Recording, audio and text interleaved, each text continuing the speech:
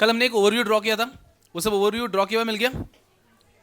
जल्दी से ओपन कर लो और उसमें ABCDEFGHI JKLM ऐसे मार्क करेंगे हम लोग।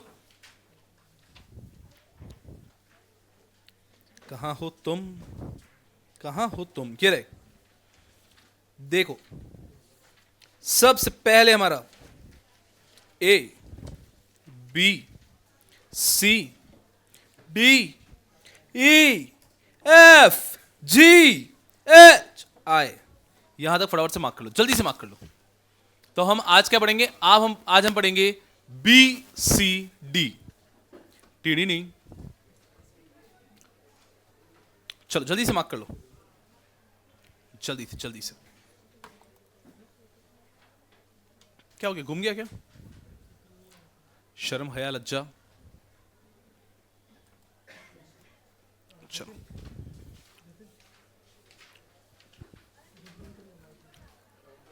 कोई बात नहीं, रुक जाओ, वो आ ही रहे, हो जाएगा काम। जल्दी से आएंगे मुंबई? हाँ फिर बताना, गधों बैठो, लेक्चर शुरू हो गया है। चले, मार्किंग हो गई, तो हमारा टारगेट सिंपल है बी, सी और डी। उसमें से बी और डी बहुत आसान है, तो let's start with C first. Exit opportunity for dissenting share holder. इतना आसान है कि बहुत आसान है, ठीक है, पर हमें क्वेश्चन की तरफ पढ़ना तो पड़ेगा। चलो आ जाते हैं हम लोग without wasting any time. Exit opportunity for dissenting share holder. आप सब लोग क्या करेंगे? आप लोग लेंगे एक पेंसिल और पेंसिल को रखेंगे नोट्स में और नोट्स को बंद कर देंगे बस, और स्क्रीन पे देखना शुरू करेंगे। हाँ पेन भी ले सकते हो गधों, जल्दी से आओ।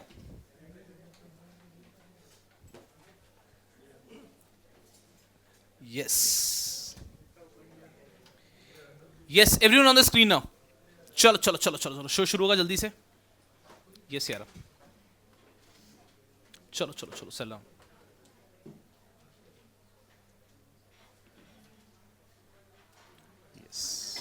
चलिए, so the topic is exit opportunity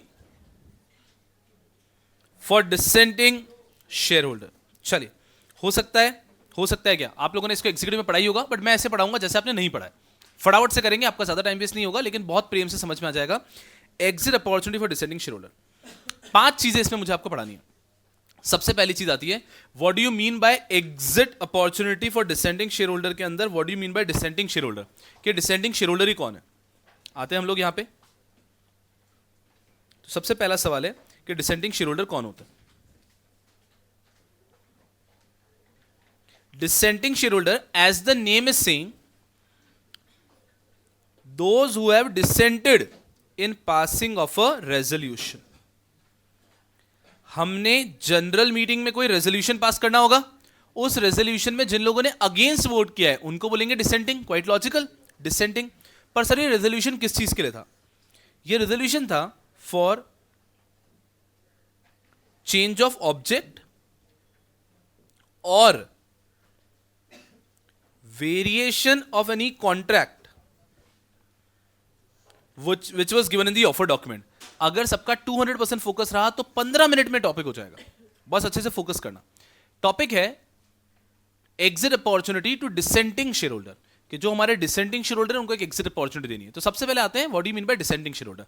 dissenting share holder मतलब जिन लोगों ने डिसेंटिंग ओपिनियन, अगेंस्ट वोट किया है in a resolution at general meeting. Sir कौन सा रेजोल्यूशन?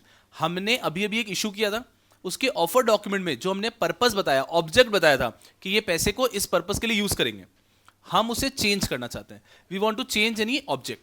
ये जो ऑब्जेक्ट चेंज करने के लिए हमने रेजोल्यूशन पास किया था, इसमें जिसने अगेंस्ट वोट कर लिया उसको कहते हैं डिसेंटिंग शेयर होल्डर।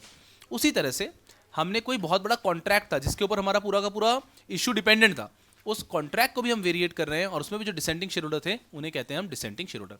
लॉजिक बड़ा सिंपल सा है कि आज मैंने पब्लिक इशू किया और मैंने कहा था कि इस पैसे से मैं जमशेदपुर में एक बहुत बड़ा प्लांट बनाने वाला हूं।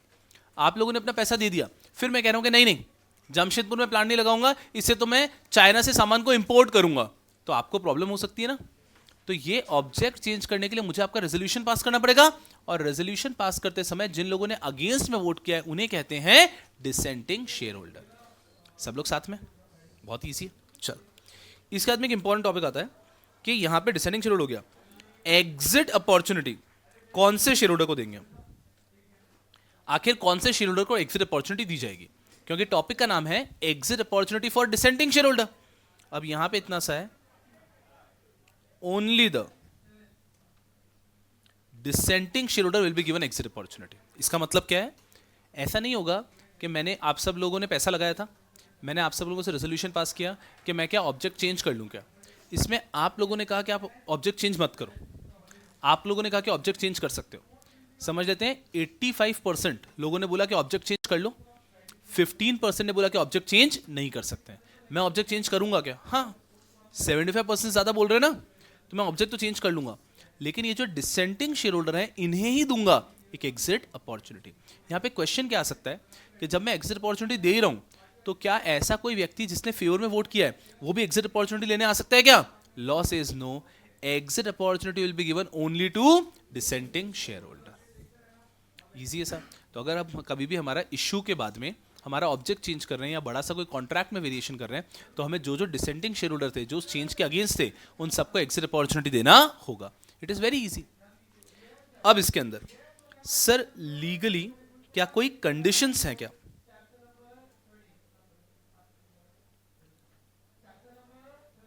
चलो, क्या कोई कंडीशंस हैं क्या जिन कंडीशंस को कंप्लाई करके ही हमको एग्जिट अपॉर्चुनिटी देनी है? बहुत सिंपल है, 3 कंडीशन है। पहली कंडीशन तो इतनी फुद्दू है कि मैं आपको क्या बताऊं। द पब्लिक इशू, ये जो पब्लिक इशू है ये होना चाहिए आफ्टर 1/4/2014, कि ये 1/4/2014 के बाद का पब्लिक इशू होना चाहिए। क्वाइट इजी, कोई प्रॉब्लम नहीं है। दूसरी कंडीशन, 3 कंडीशन है टोटल। तो पहला है कि पब्लिक इशू होना चाहिए 1/4/2014 के बाद में, ठीक है। दूसरी कंडीशन है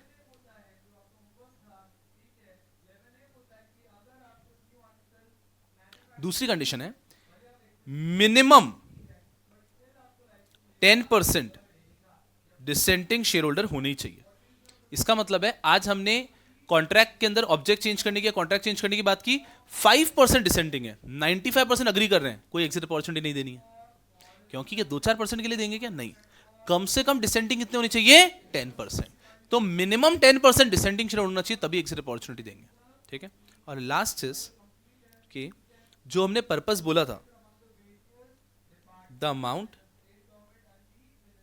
utilised for stated purpose should be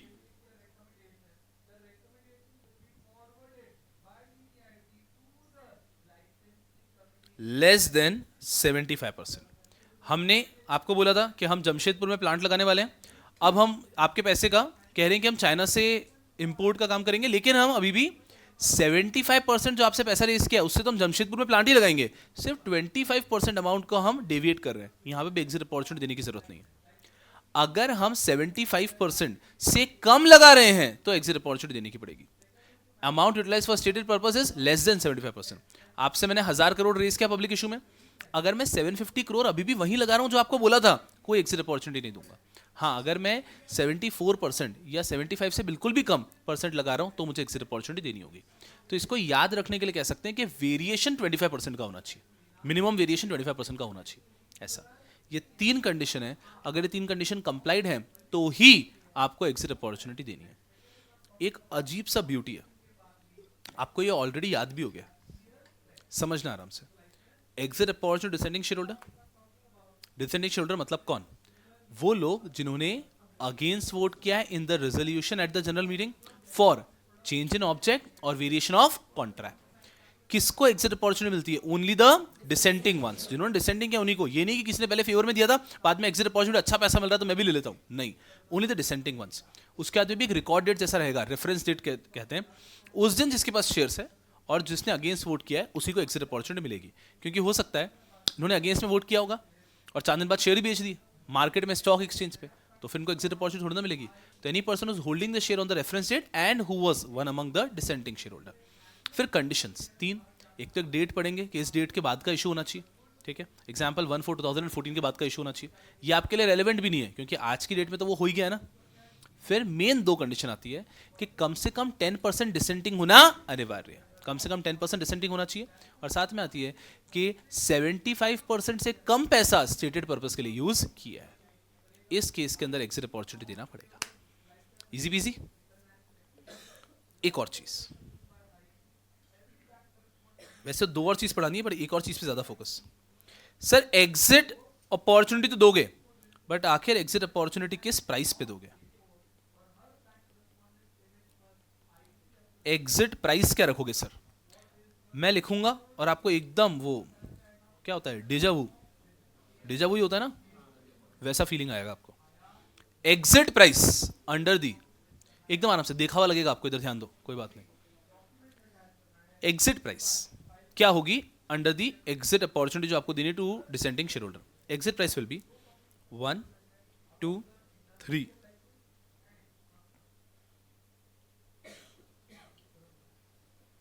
तीनों में से whichever is हायर। ठीक है सर, चलो देखते हैं।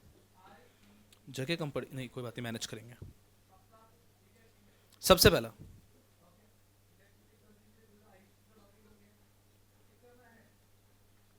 फुल फॉर्म बोलो।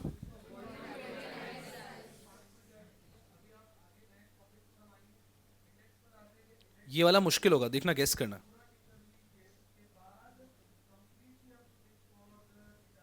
तीन लोग कौन कवर हो रहे हैं? Promoter, share holder in control और पर्सन एक्टिंग इन कॉन्सर्ट। ये तो इजी है, साथ में जो आ रहे हैं। Volume weighted average price of shares acquired by promoter, share holder in control और पर्सन एक्टिंग इन कॉन्सर्ट। अब यहां पे कुछ लिखूंगा अभी, इन प्रीसीडिंग डैश वीक्स। रुको रुको, अभी फिल इन द ब्लैंक्स रखा है। दूसरा,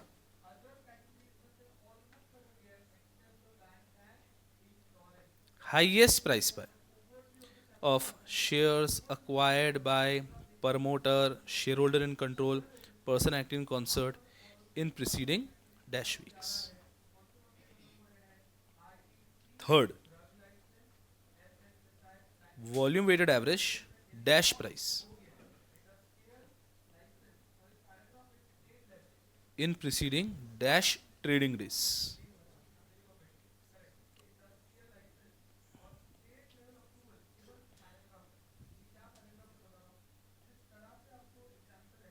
फोर्थ भी ले लेता हूं मैं, ये कैसा हो जाएगा? इफ द शेयर्स आर, तो थर्ड पॉइंट आएगा। If the shares are infrequently rate, तो फोर्थ पॉइंट आएगा। फोर्थ पॉइंट में क्या लिखूंगा मैं बता देता हूं। Price computed calculated by promoter, share holder in control and merchant banker. Mainly तो मर्चेंट बैंकर करता है ना, साथ में company issuer and merchant banker, ऐसा समझ लो, issuer and merchant banker, which will be based on, बोलो क्या? Which will be based on valuation parameters like book value multiple, comparable trading multiple और similar parameters which are customary in valuation of such issuer। याद आ रहा है? ये तो ऐसे पढ़ लो जैसे कि अब ये अगर आपने पहले मेहनत करके पढ़ा था तो अब आप एक बार भी रीड करोगे तो याद आ जाएगा, और इतना ही करना होता है ताकि एग्जाम के एक दिन पहले एक बार भी रीड करो तो एग्जाम में याद आएगा। वो कब होगा? जब आपने पहले अच्छे से पढ़ा है। सीधा पहली बार पढ़ोगे तो नहीं, तो वो थोड़ा सा मेमोरी जैसा लग रहा है। चलो, इन दोनों में से तो एक आएगा, क्योंकि फ्रीक्वेंटली रीड होगा या फिर इनफ्रीक्वेंटली रीड होगा, और इन तीनों में से जो हाईएस्ट होगा वो बन जाएगा एग्जिट प्राइस। अब फिल इन द ब्लैंक्स करते हैं। Volume weighted average price of shares acquired by promoter, share holder in control और पीएससी इन प्रीसीडिंग, गेस करो। सब जगह वैसा ही कुछ चलता है। उसके बाद में highest price of shares acquired by promoter, person control और PSC in preceding 26 week, and volume weighted average market price of shares acquired in preceding 60 trading days. और यही हो गया है हमारा एग्जिट प्राइस। कुछ भी पढ़ने की जरूरत ही नहीं थी, मैंने अभी तक एक्चुअली आपको कुछ पढ़ाया ही नहीं है, यही तो था बस, सिंपल मस्ती में। चलो, हाँ, अच्छी हैंडराइटिंग है मेरी, ठीक है। Who is descending share holder? अगर हम देखें exit opportunity descending share holder के अंदर पहला टॉपिक आता है who is descending share holder. अब देखो अच्छे से, Dissenting shareholder shall mean shareholder who voted against the resolution for change in object or variation in contract in the offer document. तो ऑफर डॉक्यूमेंट में जो आपने ऑब्जेक्ट लिख के दिया था या ऑफर डॉक्यूमेंट में जो कॉन्ट्रैक्ट था उसके अंदर वेरिएशन या चेंज है, इस रेजोल्यूशन में जो अगेंस्ट में वोट करता है उसको कहते हैं डिसेंटिंग शेयर होल्डर. बहुत आसान. Conditions for exit opportunity, 3 condition है. Public issue has to be after 1/4/2014. Second, resolution is dissented by at least 10% of the share holders in general meeting. अब ये 10% ऑफ वोटेड ऐसा काउंट करते हैं, जितने लोगों ने टोटल वोटिंग की उसका 10% अगेंस्ट में आया. और amount utilize for stated purpose is less than 75%. Eligibility तो ओनली डिसेंडिंग शेयर होल्डर को एग्जिट अपॉर्चुनिटी मिलेगी और किसी को भी नहीं. What will be the exit offer price? अब इसको प्रेम से देखो, देखो समझ में आ रहा है क्या? Exit price shall be highest of A. Volume weighted average price of shares acquired by promoter, shareholder in control or PSE in preceding 52 weeks. B. Highest price of shares acquired by promoter, shareholder in control or PSE in preceding 26 week. And volume weighted average market price in preceding 60 trading days. ये अगर frequently traded है और वहीं अगर infrequently traded है, not frequently traded है, तो वहां पर आ जाएगा प्राइस डिटरमाइंड बाय प्रमोटर और share holder in control and merchant banker. यहाँ पे इश्यूअर भी लिखा तो चलता है, कुछ प्रोविजंस में यहाँ पे इश्यूअर लिखा होता है तो कोई प्रॉब्लम नहीं है. तो promoter, share holder in control and merchant banker based on valuation parameters including book value और comparable trading multiples and such the parameters which are customary for valuation. और इसमें से जो भी हाईएस्ट होगा that will become the exit offer price. We've practically done nothing. बस अगर funding में आपने ये कर लिया तो आप मचा दोगे. फंडिंग का प्रॉब्लम क्या है? 60 मार्क्स के लिए इतना कंटेंट, अगर आपने उसको समराइज कर लिया 60 मार्क्स जितना कर लिया तो आपको एग्जाम में कोई रोक ही नहीं सकता है और ये सबसे स्कोरिंग बन जाएगा. एग्जाम में क्वेश्चन आएगा, आप इतना सारा पूरा पैराग्राफ पढ़ रहे हो लेकिन अगर आप वो 3 पॉइंट निकाल के नहीं लिख पा रहे हो तो मार्क्स नहीं मिलेंगे. इसके अंदर पेपर कैसे चेक होगा? वो देखेगा बस 3 पॉइंट लिखेंगे, हाँ 3 पॉइंट लिखे मार्क्स मिल जाएंगे. वॉल्यूम वेटेड एवरेज आपका ये जो है इसमें वो चेक करेगा 60 सही है क्या, 52 सही है क्या. तो ये वो की चीजें ये पता है, मतलब आप फुल मार्क्स लेके फंडिंग से निकल सकते हो ऐसा. तो इस चीज का ध्यान रखना है, then you will be super sorted. चलो यहां तक बहुत आसान है. चलो अब एक चीज है जिसपे थोड़े से एफर्ट्स देंगे हम लोग. यहाँ पे 3 चीजें तो पढ़ ली है, अब एक चौथी चीज पढ़ना है जो बाकी है, दैट इज मेथड या प्रोसेस कह सकते हो. एग्जिट अपॉर्चुनिटी कैसे दी जाती है, तो इसमें पूरा प्रोसेस है, ये हम क्लास में एक बार साथ में करेंगे. चलो, manner of providing exit opportunity dissenting share holder. अभी पूरा प्रोसीजर बताएंगे कि डिसेंटिंग शेयर होल्डर को एग्जिट अपॉर्चुनिटी कैसे दी जाती है. ठीक है, चलो.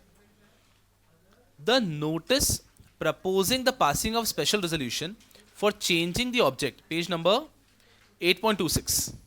Manner of providing exit opportunity. आ जाओ सब, ओपन कर लो.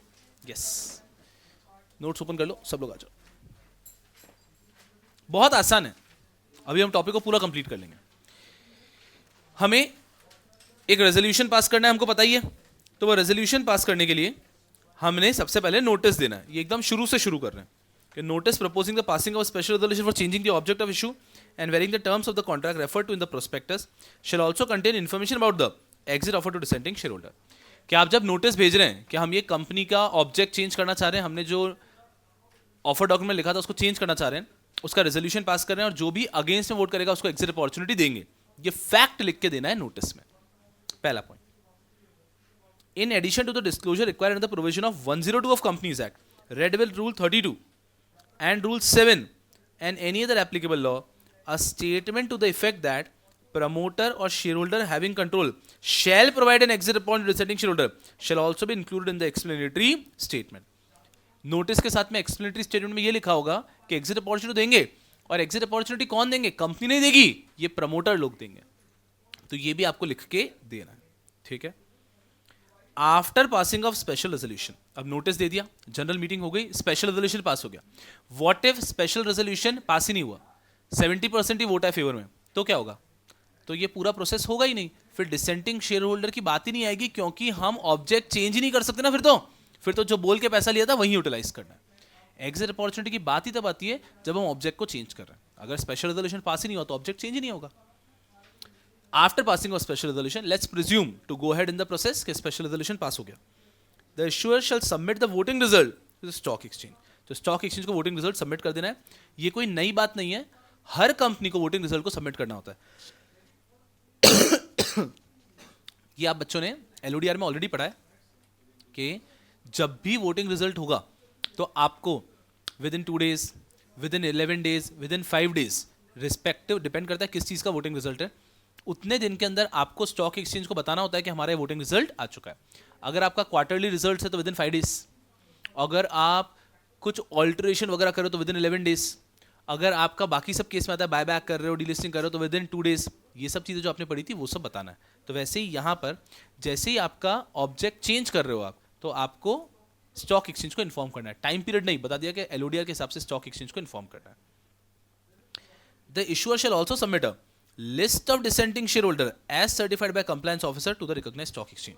स्टॉक एक्सचेंज को वोटिंग रिजल्ट के साथ साथ अगर स्पेशल रेजोल्यूशन पास हुआ है तो ये भी बताना है कि ये लोग डिसेंटिंग है, क्योंकि उनको एग्जिट अपॉर्चुनिटी देनी है। फिर द प्रमोटर और share holder in control shall appoint a merchant banker register with SEBI to finalize the exit price. ये एग्जिट प्राइस के कैलकुलेशन कठिन होते हैं, तो फिर आप मर्चेंट बैंकर को अपॉइंट करते हो। तभी तो 4th पॉइंट में आता है कि अगर कंपनी के शेयर्स इनफ्रीक्वेंटली ट्रेडेड है, नॉट फ्रीक्वेंटली ट्रेडेड है, तो मर्चेंट बैंकर कैलकुलेट करेगा, तो अपॉइंट तो करना पड़ेगा। Then issuer will intimate the stock exchange about the exit offer price.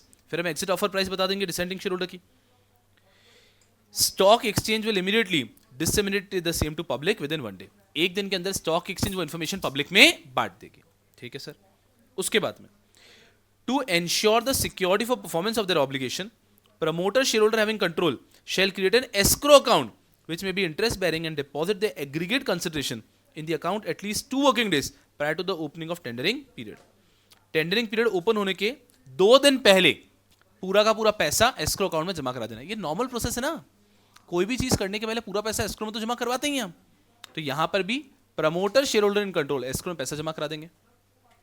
फिर टेंडरिंग पीरियड चालू होगा, बिकॉज आप डिसेंटिंग शेयर होल्डर को एग्जिट अपॉर्चुनिटी दे रहे हो, जबरदस्ती थोड़ी ना। उनको एक ऑप्शन दिया कि आप में से जो भी व्यक्ति अपने शेयर को यहाँ पे टेंडर करना चाहता है कर सकता है। The tendering period shall not be later than 7 days from the passing of resolution and shall remain open for at least 10 days। Resolution pass होने के 7 दिन बाद ही टेंडर पीरियड चालू होगा, नॉट लेटर देन, सॉरी 7 दिन के अंदर टेंडर पीरियड चालू होगा और कम से कम 10 days के लिए टेंडरिंग पीरियड चालू रहेगा। तो स्पेशल रेजोल्यूशन के 7 दिन के अंदर tendering period will start, it will run for at least 10 days। The dissenting shareholder who have tendered their shares in accordance with the exit offer shall have the option to withdraw such acceptance।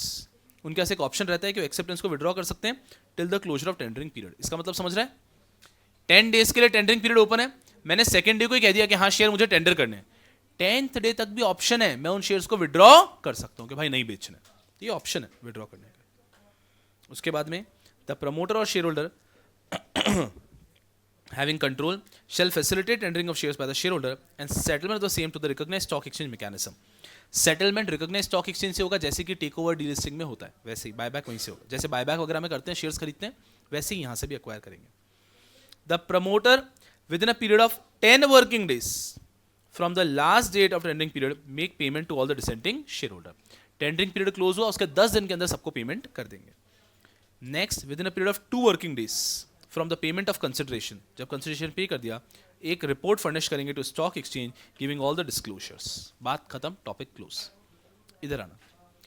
अब ऐसा पढ़ना आसान है, पर ऐसा पढ़ना funding में काम नहीं आएगा, क्योंकि यहाँ पे गेम इंटरप्रिटेशन का नहीं है। यहाँ पे इंटरप्रिटेशन तो ईजी है, अब यहाँ पर गेम है इतनी सब चीज़ों को याद रखने का, क्योंकि ऐसे 200-250 प्रोसेस आ जाएंगे सिलेबस में। तो अब क्या करना है, पूरी क्लास का फोकस यहाँ पे, घबराना नहीं है। इसके मेथड को हमें पढ़ना है, इसके मेथड को हम 2 तरीके से डिवाइड करें। पूरी क्लास का फोकस स्क्रीन पे।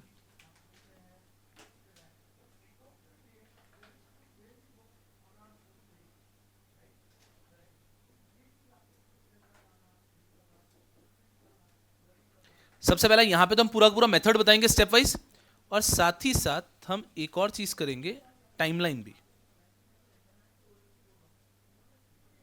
ये दोनों चीजें कर ली तो मतलब आप मेथड नहीं भूल सकते। सबसे पहले आपके लिए टाइमलाइन कर देता हूं, टाइमलाइन आप लोगों को ज्यादा अच्छे से समझ में आती है। चलो सबसे पहले यहां पे मान लेते हैं क्या हो गया, स्पेशल रेजोल्यूशन हो गया। ठीक है, स्पेशल रेजोल्यूशन पास कर लिया। स्पेशल रेजोल्यूशन पास होने के कितने दिन के अंदर tendering period should start? 7 days। Not less than, not more than क्या लिखा है?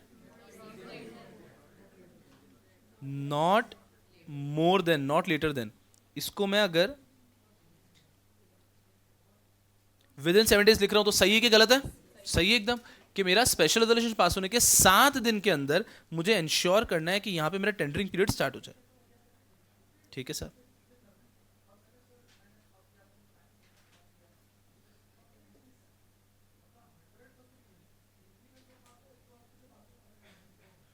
सही है। Tendering period should be for a period of 10 days। यहां पे विद इन है कि क्या है? क्लियर 10 ही लिखा है, ना ज्यादा ना कम। अपन जैसे कि आईसीडीआर में पढ़े तो आईसीडीआर में नॉर्मल पब्लिक इशू के लिए it has to be minimum 3 maximum 10। यहां ऐसा कुछ नहीं है, यहां पे क्लियर 10 days। तो tendering period shall run for a period of 10 days। Okay sir, done है। मुझे बताओ एस्क्रो में पैसा कब जमा कराना है? किसके 2 दिन पहले? टेंडरिंग पीरियड स्टार्ट होने के 2 दिन पहले। मतलब यहां पे कहीं पे होगा, सही है। तो एटलीस्ट 2 days पहले होता है, तो आप चाहो तो उसके भी पहले कर सकते हो, कोई प्रॉब्लम नहीं है।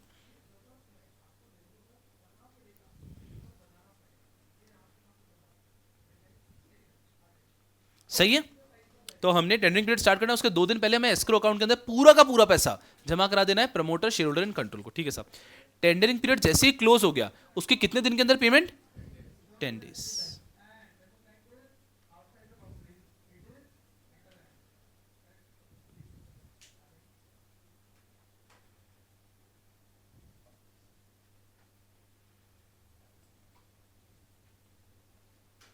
विद इन 10 days आपको इंश्योर करना है कि यहां पे आप क्या कर दें, सबको पेमेंट, यहां तक पूरा का पूरा पेमेंट हो जाना चाहिए। और जिस दिन आपने पेमेंट कर दिया उसके कितने दिन के अंदर?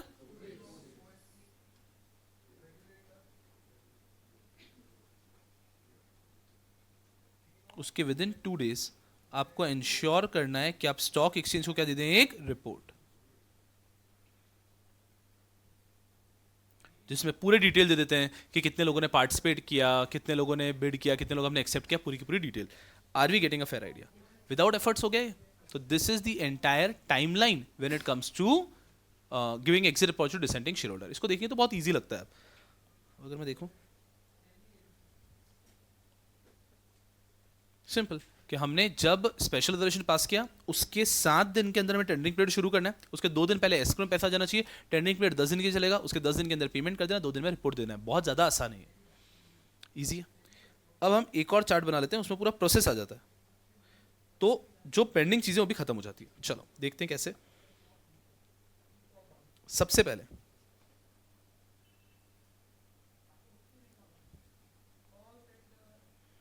कंपनी ने सारे शेयर होल्डर्स को देना है नोटिस। कुछ गलत तो है ही नहीं। अगर हम जनरल मीटिंग करें तो पहले नोटिस देना पड़ेगा। हमने पढ़ा है कि नोटिस के अंदर इंक्लूड हो जाना चाहिए आपका पूरा fact of exit opportunity dissenting share holder, कि जो भी लोग इसके अंदर रेजोल्यूशन में अगेंस्ट भी वोट करेंगे उनको डिसेंटिंग शेयर होल्डर्स को एग्जिट अपॉर्चुनिटी मिलेगी। Includes fact of exit opportunity.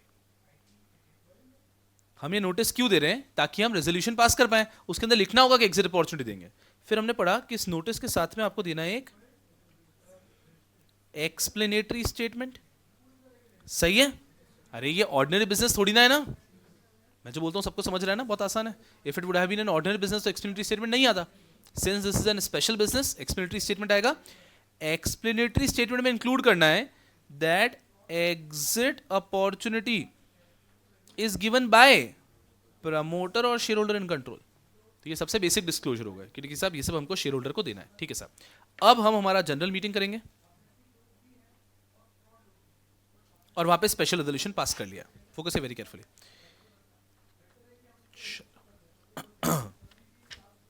Yes, special resolution पास कर लिया। जैसे स्पेशल रेजोल्यूशन पास कर लिया है, अब कंपनी को, स्क्रीन पे ध्यान देना, स्टॉक एक्सचेंज को देना होता है क्या? पहले हम देते हैं वोटिंग रिजल्ट्स कि रेजोल्यूशन पास हुआ या फेल हुआ। फिर अगर रेजोल्यूशन आपका पास हो गया है तो इस वोटिंग रिजल्ट के साथ में आप देते हैं list of dissenting share holder, कि ये लिस्ट है डिसेंटिंग शेयर होल्डर की। ठीक है साहब, list of dissenting share holder भी दे दिया हमने। अब अब हमको एग्जिट अपॉर्चुनिटी देनी है, लेकिन हम कैसे दें उसके लिए पहले कैलकुलेट करना पड़ेगा एग्जिट प्राइस। उसके लिए एक व्यक्ति चाहिए, कौन? Merchant banker. तो now what will do is we will appoint a merchant banker. Company के नीचे वो पॉइंट लिख रहा हूं जो कंपनी को ही करने हैं। अब मर्चेंट बैंकर तो कंपनी को ही अपॉइंट करना पड़ेगा, ठीक है साहब। मर्चेंट बैंकर को अपॉइंट कर दिया। उसके बाद में अब हमारे पास प्राइस आ गई है, मर्चेंट बैंकर ने आती है प्राइस निकाल दी, कंपनी वापस स्टॉक एक्सचेंज के पास जाता है और उसको इन्फॉर्म कर देता है एग्जिट प्राइस कि this is going to be exit price. Now stock exchange disseminate it to the public. मैं इसको शेयर होल्डर की तरफ एरो कर रहा हूं क्योंकि रेलेवेंट वो चीज हो गई, लेकिन स्टॉक एक्सचेंज डिसेमिनेट करता है टू पब्लिक। पब्लिक इसलिए क्योंकि वो इंडिविजुअल शेयर होल्डर्स को नोटिस नहीं भेज रहा है, बट वो अपने वेबसाइट पे हर जगह पर उसको डिस्क्लोज कर देता है। तो स्टॉक एक्सचेंज डिसेमिनेट करता है फिर इन्फॉर्मेशन को, और वही मिल जाती है शेयर होल्डर को भी, ठीक है साहब। चलो उसके बाद में अब कंपनी के जो प्रमोटर हैं उनको एस्क्रो वगैरह में पैसे जमा कराने,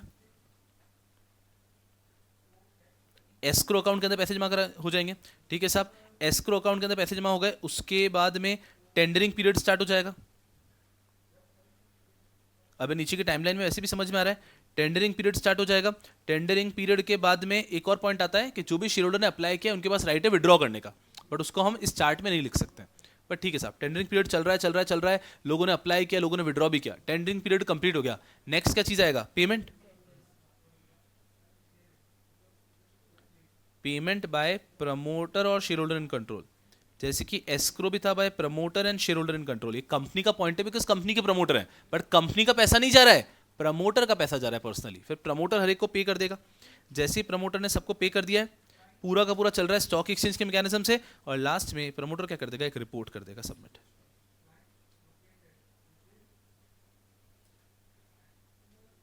report to stock exchange. Now सब लोग यहां पे स्टेप 1, स्टेप 2। वैसे तो 1 और 2 एक ही स्टेप है क्योंकि नोटिस के साथ में एक्सप्लेनेटरी स्टेटमेंट देते हैं, पर हम थोड़ा क्लियर रहें कि नोटिस तो देना ही है, उसमें लिखना है, क्योंकि नोटिस समरी में होता है, उसमें डिटेल नहीं हो सकते। फिर उसको एक्सप्लेनेटरी स्टेटमेंट में ये भी लिखना है कि भाई एग्जिट अपॉर्चुनिटी शेयर होल्डर देंगे, मजे लो एकदम आराम से, ठीक है सर। फिर हमने जैसे ही कर दिया, उसके बाद में हमें आ जाना है, now we need to pass a special resolution. Special resolution pass हो गया तो वोटिंग रिजल्ट दे दो, वोटिंग रिजल्ट दे दो, साथ में लिस्ट ऑफ डिसेंटिंग भी दे दो। उसके बाद में अब हमें आगे बढ़ना है, लेकिन मर्चेंट बैंकर की जरूरत है। मर्चेंट बैंकर को अपॉइंट कर दो। जैसे अपॉइंट हुआ, merchant banker exit price calculate करके दे देगा। एग्जिट प्राइस भी दे दी, अब सब कुछ रेडी है, अब शुरू हो जाओ। अब एस्क्रो में पैसा जमा कराएंगे, टेंडरिंग पीरियड स्टार्ट होगा, पेमेंट करेंगे। रुक जाओ, एक स्टेप स्किप कर दिया मैंने। जैसे ही एग्जिट ऑफर प्राइस उनको मिली, वो पहले डिसेमिनेट कर देंगे इसको। उसके बाद में एस्क्रो में पैसा जमा करा दो। 8 है क्या वहां पे? Yes 8 then 9। एस्क्रो में पैसा जमा करा दो, टेंडरिंग पीरियड खेल दो, पेमेंट कर दो सबको, रिपोर्ट दे दो स्टॉक एक्सचेंज को, एंड चीज खत्म हो गई, ओवर डन। प्रैक्टिकली ये भी इजी टू रिमेंबर है, पर हमारा दिल तो इस पे अटक जाता है, हमारे दिल में वो बैठ जाता है। लेकिन अगर वो भी बैठ गया तो उससे ये वाला स्टेप हो जाएगा। क्यों? आप देखो, सबसे पहले क्या करना है? स्पेशल रेजोल्यूशन पास करना है। तो स्पेशल रेजोल्यूशन पास करने के लिए नोटिस तो देना पड़ेगा, नोटिस में लिख के देना पड़ेगा, फिर स्पेशल रेजोल्यूशन, ठीक है। उसके बाद में आप कह रहे हो कि एस्क्रो में पैसा जमा कराएं। स्पेशल के बाद एस्क्रो ही है ना, पर एस्क्रो में जमा कराने के लिए एग्जिट ऑफर प्राइस तो चाहिए, एग्जिट ऑफर के लिए मर्चेंट बैंकर चाहिए, फिर उसको हमको इन्फॉर्म करना पड़ेगा स्टॉक एक्सचेंज को, ठीक है साहब। स्टॉक एक्सचेंज पब्लिक को बता देगा, फिर टेंडरिंग पीरियड स्टार्ट होगा। हाँ ठीक है, टेंडरिंग पीरियड 10 दिन चलेगा। टेंडरिंग पीरियड में लोग आके बिड भी कर सकते हैं और विड्रॉ भी कर सकते हैं। फिर टेंडरिंग पीरियड एंड होगा, फिर पेमेंट कर देगा कौन? प्रमोटर और शेयर होल्डर, और उसके 2 दिन में वो रिपोर्ट दे देंगे। एक से दूसरा ऑटोमेटिकली याद होता है। तो ये 2 तरीके से क्या हो जाता है कि आपको दोनों से एक से दूसरे पॉइंट याद आ ही जाएंगे। And this is all about exit opportunity dissenting shareholder. And this is what we have to do in funding. Funding में if we just read and understand everything line by line, that is not enough. Problem क्या है? आपका नहीं, मतलब आप बच्चों का, सबका अपना प्रॉब्लम क्या होता है? अपन लोग कंपैरिजन करते हैं, तो अपने दिमाग में कभी भी ऐसा लगता है, ये आपके साथ अमंग टीचर्स भी हो जाता है कि एक्स टीचर एक तरीके से पढ़ाता है, हमारी अपेक्षा होती है वाई टीचर भी वैसे पढ़ा दे। तो ये और ये नेचुरल है, आपकी गलती नहीं, मेरी भी ये ऐसा अपेक्षा होगा कि मैं कहीं पे बैठा हूँ तो जैसा हो रहा है वैसा का वैसा अप्रोच वहाँ हो जाए। बट हर एक सब्जेक्ट की नीड अलग है। अगर इसमें आईबीसी का अप्रोच फॉलो कर लिया कि अपन हर एक चीज़ को उसको इंटरप्रेट करके समझ लिए, होगे मूव ऑन नेक्स्ट, समझ लिए मूव ऑन नेक्स्ट, ये इस दिमाग में बैठेगा ही नहीं, बिकॉज यहाँ पे हर एक टॉपिक दूसरे टॉपिक से कनेक्टेड नहीं है। इट इज़ वेरी डिफिकल्ट कि इसको आप अपने दिमाग में रिटेन करके रख सको। आईबीसी में रिटेंशन का इतना प्रॉब्लम ही नहीं आता, बिकॉज वहाँ पे अंडरस्टैंडिंग बहुत इंपॉर्टेंट है। यहां पे रिटेंशन इंपॉर्टेंट है। तो ये अप्रोच ही काफी अलग है। अगर आप सिर्फ फंडिंग को पढ़ लिए और अब लगता है अब मैं मचा दूंगा एग्जाम में, आप नहीं मचा पाओगे। एग्जाम के एक दिन पहले आप उसकी वैसे बुक को लेके सिर पे लेके घूमोगे, क्योंकि इतना वास्ट है। सो मोस्ट इंपॉर्टेंट चीज क्या है, आपने एक चीज को अच्छे से कंप्रेस करना है और उसको ऐसे कर लेना है कि अब ये मेमोरी में आपके दिमाग बस ये चार्ट है, खत्म। अगर कभी भी कोई भी एग्जाम में क्वेश्चन आता है exit opportunity to dissenting shareholder का, बस ये चार्ट के अंदर उसका आंसर है, बात ही खत्म हो गई। अगर ये आप कर पा रहे हो तो आप सेल्फ स्टडी के साथ में अपने समरी नोट्स, रिविजन सब कर पा रहे हो। And this is something you have to do. अगर ये कर लिया आपने हर टॉपिक के लिए, हर टॉपिक एज एन ABCD में अभी हमें एंड तक जाना है, देन यू आर सॉर्टेड, खत्म। कोई ताकत आपको नहीं रोक सकती फंडिंग में फोड़ने से। एग्जाम में आपको ये चार्ट ही याद आ जाएगा, फिर आप एज इट इज ड्रॉ कर लोगे। Are we getting a fair idea? And this is all about exit opportunity to dissenting shareholder. Wonderful, खत्म, ओवर। ये था हमारा आज का एक topic, exit opportunity to dissenting shareholder।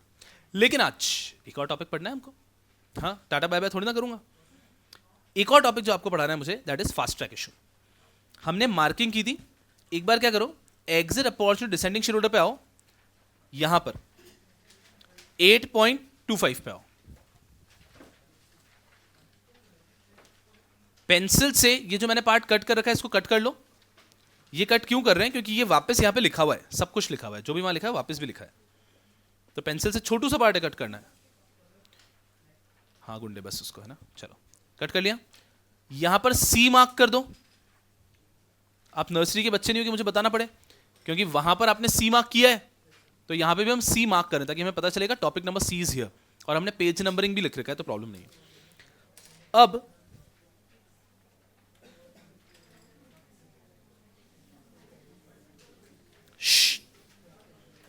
इस लाइन को हाईलाइट करना है,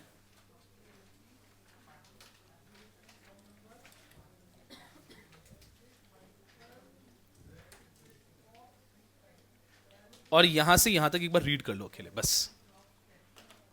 C मार्क कर दिया तो ABCD हम पढ़ रहे हैं। मैं आपको एंड में सब कुछ मार्क करवा दूंगा, अभी C मार्क किया आपने सिर्फ। ये लाइन को हाईलाइट कर दो और इस पूरे पार्ट को पढ़ लो यहां से यहां तक, जो मैंने ग्रीन में मार्क किया। देखो हाईलाइटेड लाइन समझ में आ रही है क्या? पूरा पढ़ना।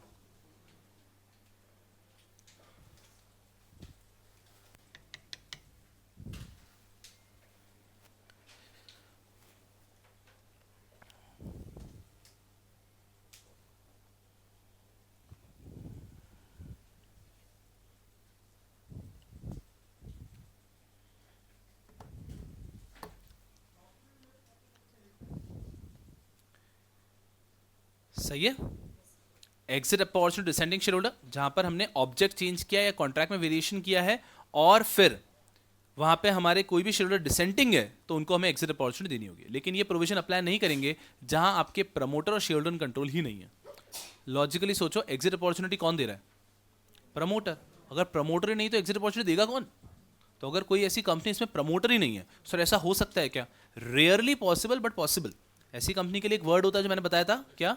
प्रोफेशनली मैनेज्ड कंपनी, जहां पे कोई प्रमोटर ही नहीं है, जहां पे कोई प्रमोटर ही नहीं है। सारे शेयर्स ही पब्लिक वगैरह के पास है, बैंक्स वैंक्स पब्लिक इन लोगों के पास शेयर्स हैं, और हर एक डायरेक्टर जो अपॉइंट हुआ है वो प्रोफेशनल क्वालिफिकेशन के कारण अपॉइंट हुआ है। आज मुकेश अंबानी साहब रिलायंस के डायरेक्टर हैं, वो इसलिए नहीं है क्योंकि प्रोफेशनली क्वालिफाइड है, वो इसलिए डायरेक्टर हैं क्योंकि वो शेयर होल्डर हैं, तो खुद को डायरेक्टर बना लिया उन्होंने। एक ऐसा कंपनी जहां पे ऐसा कोई शेयर होल्डर ही नहीं है, प्रमोटर ही नहीं है, सारे डायरेक्टर क्वालिफिकेशन बेस आए हुए हैं, तो उसे कहते हैं प्रोफेशनली मैनेज्ड कंपनी। तो ऐसे कंपनी के ऊपर एग्जिट अपॉर्चुनिटी हो ही नहीं सकती ना, देगा कौन? प्रमोटर तो है ही नहीं। बस, are we good? Yes, and this was all about exit opportunity to dissenting share holder. इसके ऊपर एक टॉपिक है point number B, fast track issue. आ जाओ वहां पे पॉइंट नंबर बी मार्क कर लो। इसके ऊपर का पूरा चैप्टर वाज ए, प्रोसीजर, और यहां से आया बी सी डी, ऐसे आगे आगे चलता रहेगा। चलो, this is fast track FPO. चलिए सर, कभी आईपीओ फास्ट ट्रैक हो सकता है क्या? The answer is no. IPO कभी भी फास्ट ट्रैक नहीं हो सकता। फास्ट ट्रैक होगा तो एफपीओ ही होगा। सर ऐसा क्यों? क्योंकि फास्ट ट्रैक इशू अलाउड है स्टैब्लिश्ड कंपनी को, तो अगर आज आईपीओ आ रहा है मतलब वो स्टैब्लिश तो है ही नहीं ना, सिंपल। चलो, यस यारा, सब लोग यहां पे आ जाएंगे। अब नोट्स में आपको पेन रख के बंद नहीं करवा रहा हूं, अब बस स्क्रीन पे ध्यान दो ऐसे ही। टॉपिक आ रहा है हमारा अगला टॉपिक आपके सामने, फास्ट ट्रैक इशू। जबरदस्त, एकदम जबरदस्त। 10-15 मिनट में टॉपिक आके चला भी जाएगा। दिल में बैठा लेना है, इतने अच्छे से ध्यान देना है कि यहां पे याद हो जाए टॉपिक, ठीक है। The purpose is not just to understand, the purpose is also to remember here. चल, फास्ट ट्रैक इशू। एक गुंडे नहीं है ना, ध्यान देंगे यहां पे, सब ठीक है, एकदम प्रेम से। चलो, फास्ट ट्रैक इशू। सबसे पहले आता है what do you mean fast track issue. आज की तारीख में हर चीज के लिए फास्ट ट्रैक ऑप्शन है। For everything you have a fast track option. आपको ये बनवाना है, पासपोर्ट बनवाना है, एक है रेगुलर रूट जिसमें 20-25 दिन में फास्ट ट्रैक बनकर आएगा, एक है फास्ट ट्रैक रूट 6 दिन में फास्ट ट्रैक घर पे, फास्ट ट्रैक नहीं है घर पे, 6 दिन में पासपोर्ट घर पे। माय गुडनेस, बस क्या है, इसकी फीस है 1000, उसकी फीस होगी 3000। तो आजकल हर जगह पर है, यहां तक कि मंदिर में भी है। This is normal line, this is fast track line. You enter into the fast track, you pay 100, 200, 500 depending on the भीड़, you pay 500 rupees and then you get fast track. बस भगवान का आधा ध्यान तो आप ही पे ना। ये जो फास्ट ट्रैक वालों पे भगवान का 50% ध्यान है, और 50% ध्यान भगवान का है जो भीड़ में आ रहे हैं। तो आप अगर यहाँ से आओगे तो भगवान सीधा पुण्य पुण्य है, तो आप आ जाओ फास्ट ट्रैक लाइन में। So fast track is everywhere, you like it, you don't like it, it is everywhere. Fast track issue. चलो, यहां पर फास्ट ट्रैक इशू का मतलब क्या है, हर एक कंपनी को एक प्रोसेस फॉलो करना पड़ता है इशू के पहले। द प्रोसेस इज कि हमें ड्राफ्ट ऑफ अ डॉक्यूमेंट देना है सेबी को, सेबी उस ड्राफ्ट ऑफ अ डॉक्यूमेंट में ऑब्जर्वेशन निकालेगी और फिर हमें बताएगी कि ये गलतियां, इसको करेक्ट करो। उसके लिए हमें वेट करना पड़ता है फॉर 30 डेज। ये जो पूरा टाइम पीरियड है, इसमें हमें बहुत समय लग जाता है इशू ओपन करने में। तो इसे स्किप कर दें तो हमें कहते हैं fast track issue. Fast track issue means FPO, further public offer, where 1 आपको ड्राफ्ट ऑफर डॉक्यूमेंट सेबी के पास फाइल नहीं करना पड़ता, इज नॉट रिक्वायर्ड। एक ऐसा एफपीओ जहां पे आपको ड्राफ्ट ऑफ डॉक्यूमेंट सेबी के पास फाइल ही नहीं करना है, उसे कहते हैं फास्ट ट्रैक एफपीओ। और इसमें एक और एग्जाम्पशन है, दूसरा, security deposit has to be given to stock exchange 1%। याद आ रहा है, ये सिक्योरिटी डिपॉजिट भी देने की आवश्यकता नहीं होती। तो अगर एक कंपनी को इन दोनों प्रोविजन से एग्जम्पशन दे दिया जाए तो उसे कहते हैं fast track issue. Actually fast track का मतलब यही है, ये तो बाद में साथ में फ्री आया है। क्योंकि मुझे बताओ, मुझे सिक्योरिटी डिपॉजिट नहीं देना पड़ रहा है, उससे क्या फास्ट ट्रैक हो रहा है? ये तो पैसे की बात हो गई ना, इसका फास्ट ट्रैक से क्या रिलेशन है? पर इन्होंने इसको कैसे ऐड किया, मेन फास्ट ट्रैक यही है कि आपको ड्राफ्ट ऑफर डॉक्यूमेंट देना नहीं पड़ेगा, आप सीधा ऑफर डॉक्यूमेंट फाइल कर सकते हो आरओसी के पास, सेबी के पास, तो 30 दिन बच जाते हैं आपके। तो इसे कहते हैं फास्ट ट्रैक इशू। बट जब ये कह रहे थे कि अगर हम इतनी लॉ कंप्लायंट कंपनी है तो हम पे भरोसा नहीं है क्या, तो ये स्टॉक एक्सचेंज हमसे डिपॉजिट क्यों मांग रहा है? अगर सेबी हमसे ड्राफ्ट ऑफर डॉक्यूमेंट नहीं मांग रहा है तो ये स्टॉक एक्सचेंज हमसे कौन होता है डिपॉजिट मांगने वाला? तो एग्जम्पशन साथ में दोनों का मिला। तो जब एग्जम्पशन दिया तो any company which is eligible to go for fast track issue is not required to give their draft of a document to SEBI and they're not even required to deposit security deposit with stock exchange. काफी आसान है sir, तो best है ना, फिर तो हर एक company fast track issue के लिए जाएगी। सही बात है, लेकिन लॉ ने मेन एग्जाम का क्वेश्चन क्या आता है, which companies are eligible to go for fast track issue.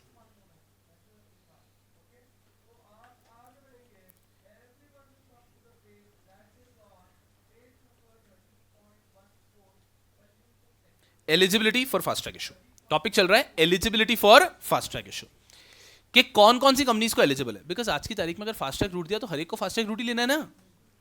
तो ये कह रहे हैं कौन कौन सी कंपनी एलिजिबल है। अभी ये है इंटरेस्टिंग। इसकी हमारी एक छोटी सी मेमोरी टेक्निक है, जिसका प्रमोटर, सलीम सर बोलो आप लोग, ठीक है, जिसका प्रमोटर सलीम है, ठीक है। हर कंपनी जिसका प्रमोटर सलीम है उसको फास्ट ट्रैक इशू अलाउड है। हर प्रमोटर जिसका कंपनी सलीम नहीं है, हर कंपनी जिसका प्रमोटर सलीम है उसको फास्ट ट्रैक इशू अलाउड है। कितना आसान हो जाएगा देखते हैं। मेमोरी टेक्निक लिखता हूं यहां पे, प्रमोटर सलीम। सब लोग यहां पे अब एक एक करके पॉइंट पढ़ रहे हैं। सबसे पहली requirement eligibility for fast track issue में, who is eligible, which company is eligible for fast track issue. First condition that all the holding, entire holding of promoter should be in demat form. Promoter की पूरी holding होनी चाहिए demat form में, तो ही आप eligible है। these conditions have to be complied in its entirety. All the conditions have to be complied. any नहीं है, ये सारी कंडीशन, यहाँ पे लिखूंगा मैं 7-8 कंडीशन, ये सारी कंडीशन अगर कंप्लाई कर देते हैं तो आप फास्ट ट्रैक इशू के लिए एलिजिबल है. ठीक है साहब, पहला हो गया all the share holding should be in demat form, easy है. फिर आता है प्रमोटर के बाद सलीम का एस, इससे 3 कंडीशन आएगी, 1, 2 एंड 3. क्या 3 कंडीशन? पहला, there has to be no, screen पे ध्यान दो, अभी नोट्स में मत ध्यान दो, यहां पे आपको याद हो रहा है, आपको समझ में आ रहा है, इसको याद ही करना है. अगर आप साथ में चार्ट को बनते हुए देख लेते हो तो आपका याद करने का प्रोसेस बहुत फास्ट हो जाता है. तो फोकस करना है यहां पे. नो शो कॉज नोटिस, कोई भी शो कॉज नोटिस उस टाइम पे पेंडिंग नहीं होना चाहिए. छोटी मोटी पेनल्टी वाला चलेगा, ये जो छोटा मोटा पेनल्टी का होता है ना कि आपने वायलेशन की आपके ऊपर पेनल्टी आ रही है, ये चलेगा. इन्वेस्टिगेशन इंक्वायरी का नहीं होना चाहिए. तो कोई भी शो कॉज नोटिस आपके अगेंस्ट पेंडिंग नहीं होना चाहिए. अगर आपके अगेंस्ट कोई भी शो कॉज नोटिस पेंडिंग है तो उस केस में तो आप कभी भी फास्ट ट्रैक इशू के लिए नहीं जा सकते. ठीक है, शो कॉज नोटिस क्या होता है मुझे प्रोफेशनल के बच्चों को बताने की जरूरत नहीं है, लेकिन क्या जबरदस्त कंसेप्ट है. मतलब ये नोटिस प्रिज्यूम करता है कि आपने गलती तो की है. If at all, say someone did not come for lectures for 2 days and third day he directly tries to enter the class. I say, hey, give me a reason. Why should I allow you in the class? इसका मतलब है मैं primarily presume कर रहा हूं कि आपको तो बाहर ही निकाल रहा हूं. अगर आपके रीजन अच्छे लगे तो शायद अलाउ कर दूंगा. तो show cause notice shows the cause why we should not punish you.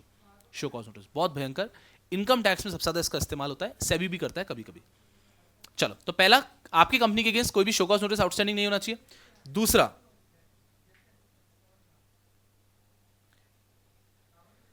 आपने पिछले 3 सालों में सेटलमेंट मैकेनिज्म का यूज नहीं करना चाहिए. सर ये क्या बात हुई? सेटलमेंट मैकेनिज्म अगर आपने यूज किया, इसका मतलब है कि आपके अगेंस्ट कोई केस हुआ था और आपने वहां पे सेटलमेंट करवाया है, मतलब आपने माना है कि आपसे गलती हुई है.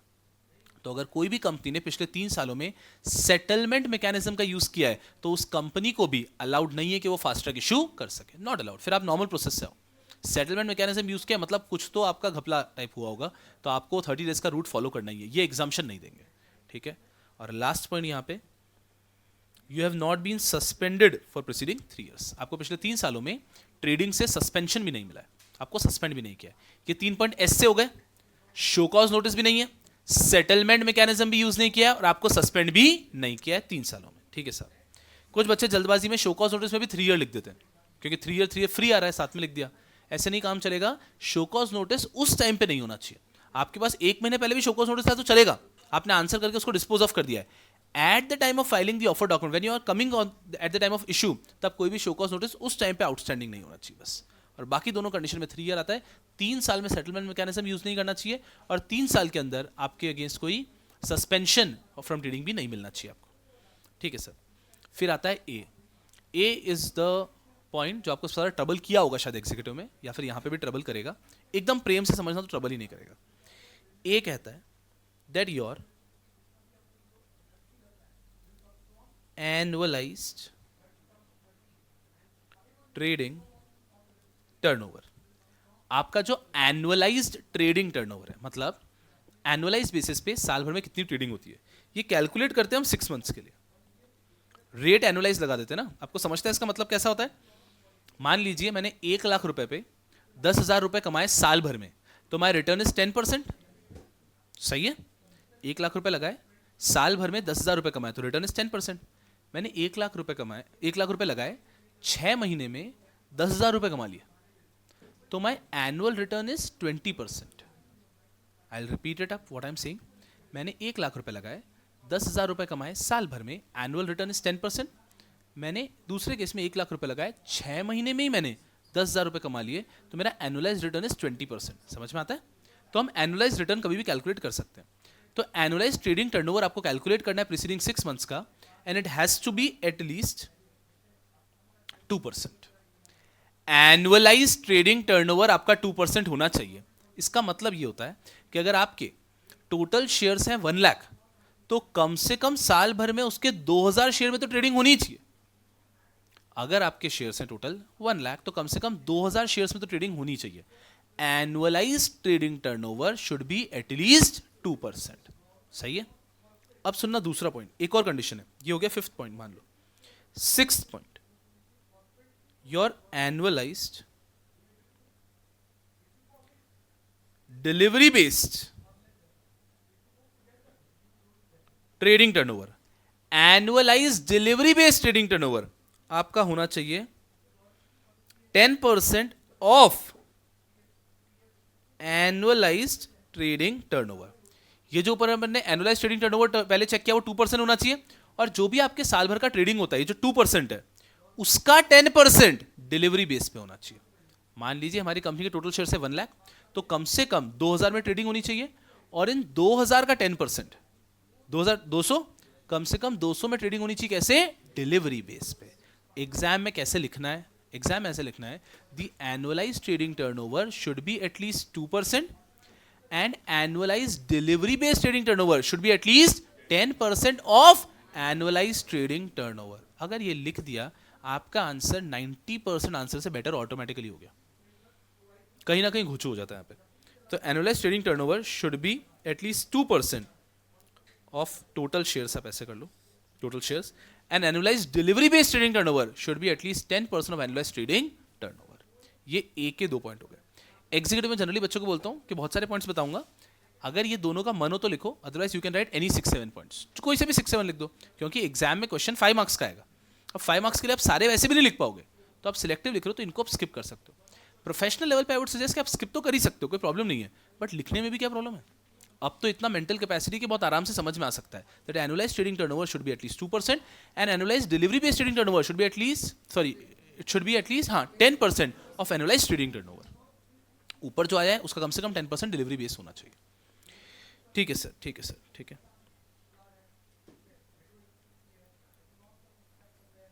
ए से एक और पॉइंट, चलो अभी छोड़ते हैं, एल से आते हैं सीधा, इधर आ जाओ।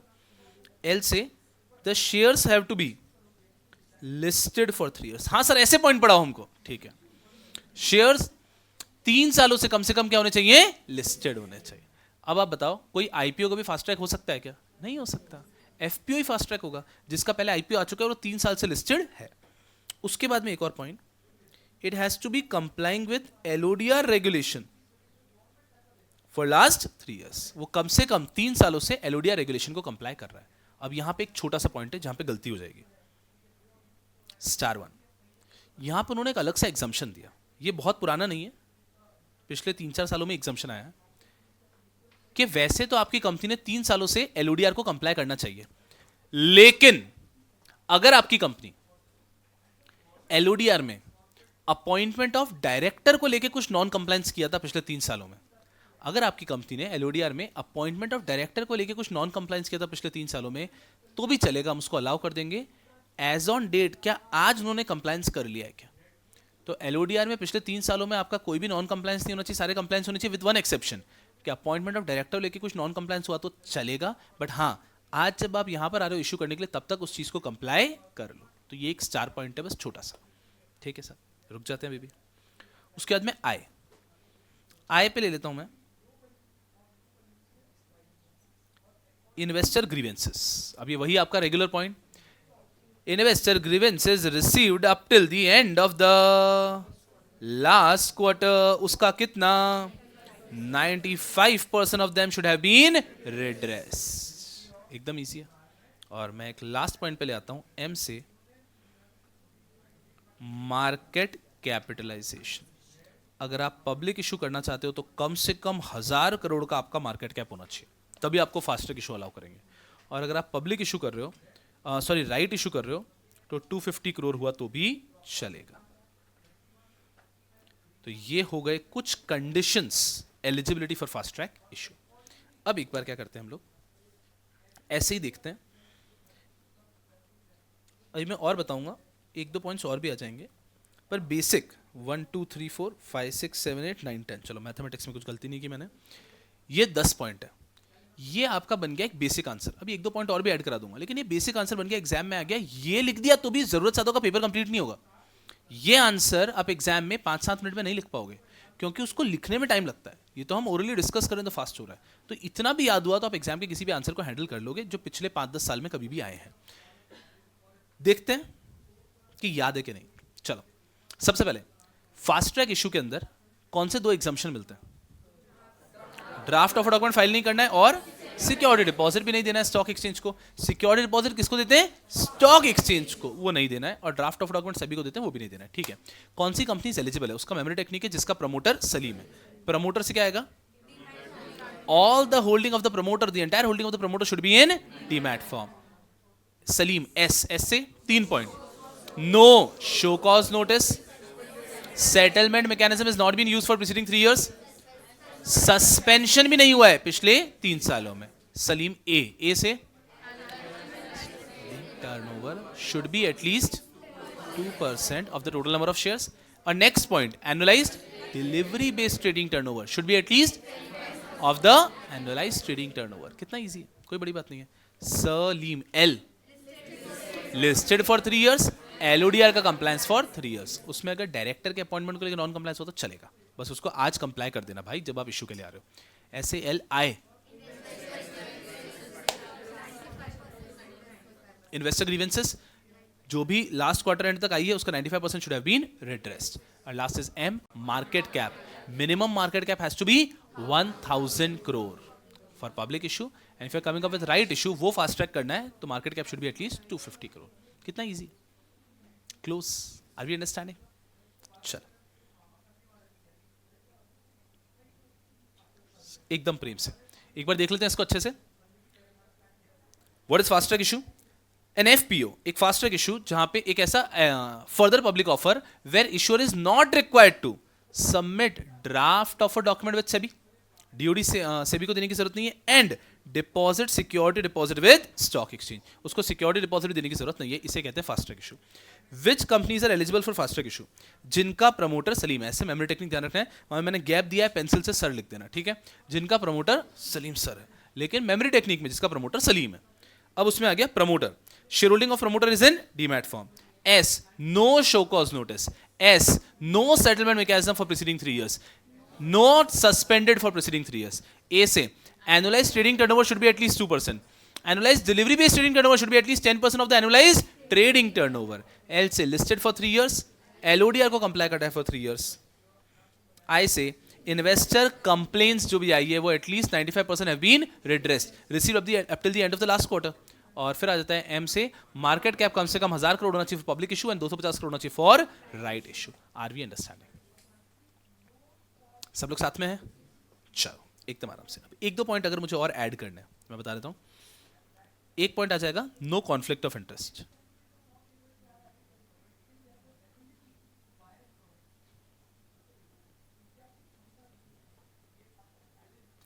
अगर आपका मर्चेंट बैंकर और इश्यूअर के बीच में कोई भी कॉन्फ्लिक्ट ऑफ इंटरेस्ट है तो हम फास्ट ट्रैक इशू अलाउ नहीं करेंगे। तो एक पिद्दू सा पॉइंट आ जाता है कि कोई भी कॉन्फ्लिक्ट ऑफ इंटरेस्ट नहीं होना चाहिए मर्चेंट बैंकर का किसी भी प्रकार से, specially merchant banker conflict of interest नहीं होना चाहिए। फिर एक और पॉइंट है, वो ध्यान रखना, वो आप चाहो तो एग्जाम में स्किप ही कर दो। कौन सा है? ऑडिट क्वालिफिकेशन का। इसमें आप लोगों ने पहले पढ़ा होगा, impact of audit qualification should not be वगैरह वगैरह, वो सब हटा दो, वो सब हटा दो। सिंपल कि अगर आपका कोई भी ऑडिट क्वालिफिकेशन हुआ है तो आपको एक रीस्टेटेड बैलेंस शीट बना के देना है, बस। तो अभी पॉइंट ऐसा है कि अगर आपके बैलेंस शीट में कोई भी ऑडिट क्वालिफिकेशन आया था फाइनेंशियल स्टेटमेंट्स में, तो आपको तुरंत एक रीस्टेटेड फाइनेंशियल स्टेटमेंट बना के ऑफर डॉक्यूमेंट के साथ में देना है, बस इतनी सी रिक्वायरमेंट रखी गई है। तो ये 2 पॉइंट ऐसे पॉइंट है जिनका ठीक है, कोई प्रॉब्लम नहीं है। अगर आपका मन है तो आप ऐड कर सकते हो, नो कॉन्फ्लिक्ट ऑफ इंटरेस्ट और ऑडिट क्वालिफिकेशन के पॉइंट। बट ये एग्जाम में जितनी बार भी आया हुआ एग्जाम में 2-3 बार सिक्योरिटी लॉ और फंडिंग मिला के बता रहा हूँ, तो कभी भी कोई स्टूडेंट सारे पॉइंट लिख ही नहीं सकता। और अगर आपको याद भी है तो भी आपका पेपर ही कंप्लीट नहीं होगा, अगर आप सारे पॉइंट लिखने जाओगे तो आपको कहीं ना कहीं कट शॉर्ट करना पड़ेगा। लेकिन ये 2 पॉइंट बता इसलिए रहा हूँ कि अगर आपको 1 लाइन में भी मेंशन करने की इच्छा हो गई, there has to be no conflict of interest with respect to merchant banker, लिख सकते हो। Audit qualification is there, then you have to submit a restated financial statements. आप लिखना चाहो तो बस ये पॉइंट यहाँ पर आ गया। And this is all about fast track issue. इसको इतनी बार देखना, इतने अच्छे से देखना है हमको कि क्लास में डायग्राम बनते हुए अगर देख लिया तो उससे होगा ये कि आपको याद हो जाएगा। अब अगर आप देखोगे तो अब आपको याद रहेगा एकदम इजीली कि हाँ ठीक है, फास्ट ट्रैक इशू क्या होता है, 2 चीज़ें नहीं होती है। उसके बाद में फास्ट ट्रैक इशू के अंदर एलिजिबल कंपनी को क्या करना होगा, ये सब चीज़ों को कंप्लाई करना पड़ेगा। अगर ये आपने बनते हुए देख लिया है तो आपको काफ़ी ईजी जाएगा 110%। Are we getting a fair idea? चलो एक पॉइंट पे आते हैं हम लोग, 8.24 पे कंप्लायंस विद एलओडीआर।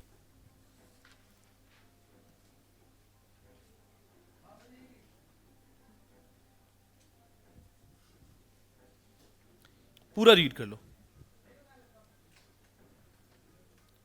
स्टार 1 एक गधों, आवाज से बिल्कुल भी डिस्टर्ब नहीं होना है।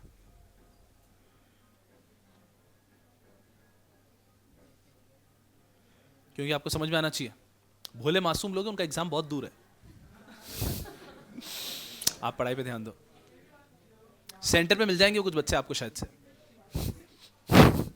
चलो ये सुना, क्योंकि हम लोग अब बहुत ज्यादा डिपेंडेंट होंगे चार्ट्स पे, तो जहां पे भी मुझे लगता है कि नहीं चार्ट के साथ में ये भी पढ़ना है, वहां पे क्या करेंगे अपन, जैसे कि इस चार्ट में एलओडीआर के पास में मैंने स्टार 1 लिखा है, ये ड्रॉ तो आप उसी के लेफ्ट हैंड साइड पे करोगे ना, और उस स्टार 1 के साथ में फिर हम नोट्स में वहां पे स्टार 1 मार्क कर देंगे कि ये पढ़ लो एक बार।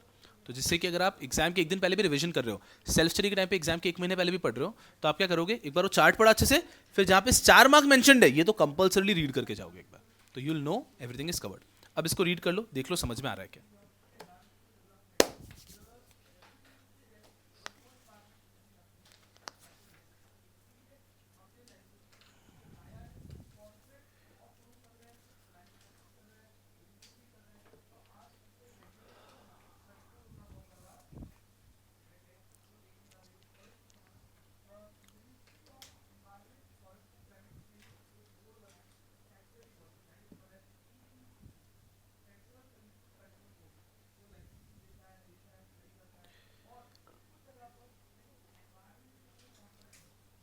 यस यार, समझ में आया क्या, मगज में आया क्या, चिल्लाने, इधर आओ पढ़ाई पे ध्यान दो। चलो, the issuer has been in compliance with equity listing agreement और सेबी एलओडीआर रेगुलेशन। एलओडीआर का हिस्ट्री पता है ना, पहले लिस्टिंग अग्रीमेंट हुआ करते थे, उसको रिप्लेस करके एलओडीआर आया है, ठीक है साथ में। तो आपने एलओडीआर को कंप्लाई करके रखना है for a period of at least 3 years. इसका मतलब है पिछले 3 साल से आप कंप्लायंस में हो एलओडीआर के, ओके।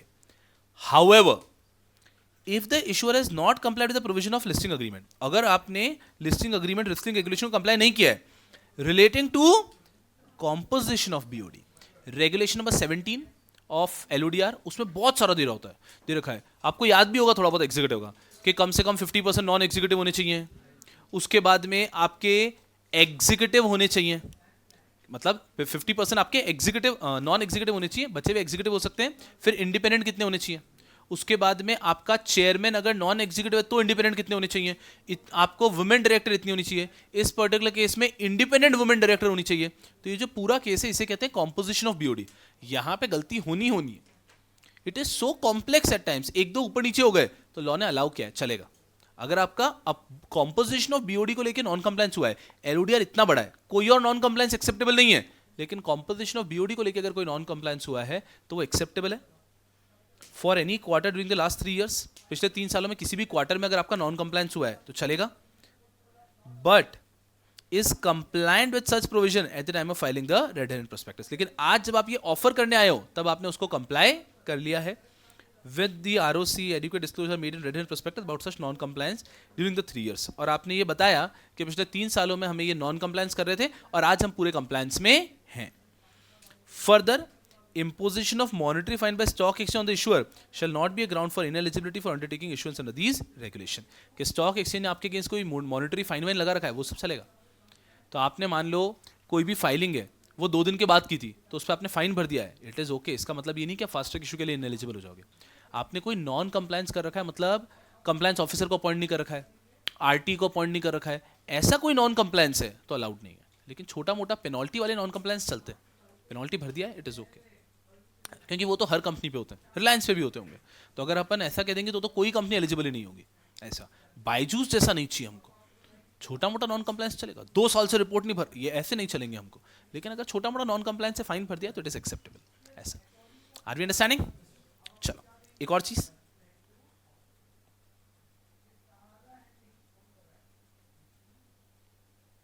सिर्फ इतना सा पहले पढ़ो, हाईलाइटिंग पे जल्दबाजी नहीं, इतना सा पढ़ो, समझ में आ रहा है क्या?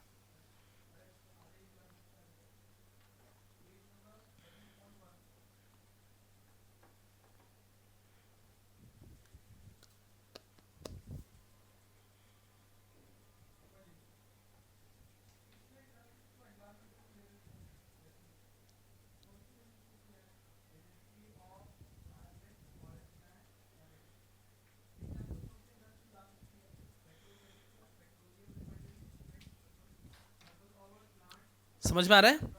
The annualized trading turnover of the equity of the issuer during 6 calendar months, पिछले 6 महीने का देखेंगे annualized trading turnover, लेकिन उसको कन्वर्ट करेंगे annualized, वो कम से कम होना चाहिए 2% of the weighted average number of equity shares listed during such 6 months. तो पिछले 6 महीने जो भी टोटल नंबर ऑफ शेयर्स हैं उसका हम ले लेंगे 2%, इतना तो होना ही चाहिए. सर वेटेड एवरेज लिखा है, वेटेड एवरेज और टोटल में डिफरेंस तभी आता है जब पिछले 6 महीने में टोटल नंबर ऑफ शेयर्स में कुछ भी चेंज हुआ. तो अगर आपके पिछले शेयर महीने में इशू हुआ है, बायबैक हुआ है, तो आपके total number of shares change होते हैं. अदरवाइज टोटल शेयर्स जो हैं उसका कम से कम 2% आपका होना चाहिए एनुअलाइज ट्रेडिंग टर्नओवर. ये है. और नीचे लिखा है annualise delivery based trading turnover during the last 6 months should be at least 10% of the annualise trading turnover. जो भी एनुअलाइज ट्रेडिंग टर्नओवर आया ऊपर उसका कम से कम 10% होना चाहिए annualise delivery based trading turnover. जिस भी बच्चे को लगता है कि सर एकदम थोड़ा सा इससे सिर दुख रहा है, आपको ये इस प्रकार से याद कर लेना जैसा मैं स्क्रीन पे लिख रहा हूं. Annualise trading turnover should be at least 2%. ये पहली लाइन हुई.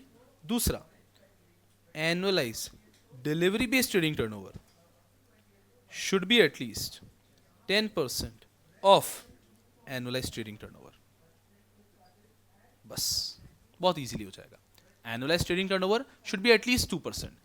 and annualized delivery based trading turnover should be at least 10% of ऊपर जो कैलकुलेट किया annualized trading turnover. चलो यहां तक तो सब लोग साथ में. अब कुछ नया पढ़ा रहा हूं, फोकस करना अच्छे से. एक लाइन लिखी है उन्होंने यहां पे, if the public shareholding is less than 15% of its equity share capital, अगर पब्लिक शेयर होल्डिंग 15% से कम है. अब ये रियल लाइफ सिनेरियो तो पॉसिबल ही नहीं है, टेम्पररीली पॉसिबल है. याद आ रहा है टेम्पररीली कैसे पॉसिबल है? जब कभी कभी टेम्पररीली किसी को 15% से हम अलाउ कर दें, 25% से कम रख सकते हो 2 साल 3 साल के लिए, उस टाइम पे पॉसिबल है. अदरवाइज तो पॉसिबल ही नहीं है.